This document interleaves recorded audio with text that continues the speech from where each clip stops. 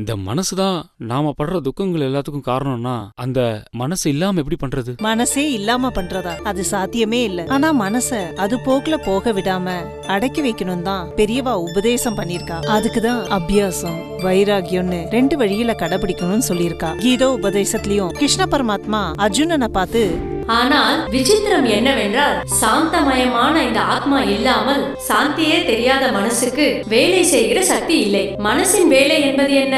எதையாவது நினைப்பது, ஆசைப்படுவது. நினைப்பும் ஆசையும் இல்லாததாக ஆத்மா இருந்தாலும் அந்த உயிர் தத்துவம் இல்லாமல் மனசு நினைக்க முடியாது. மனசின் நினைப்புகளை, குறிப்பாக ஆசைகளை ஒட்டித்தான் சரீரம் வேலை செய்கிறது. உடம்பை பலவிதமாக வேலை வாங்குவது மனசுதான். ஆனால் அந்த மனசும் வேலை செய்வது ஆத்மாவின் சக்தியால் தான். ஆனால் ஆத்மாவோ தனியாய் உள்ள போது சக்தி என்பதற்கு இடமே கொடுக்காததாக ஒரே சாந்தமயமாகத்தான் இருக்கிறது.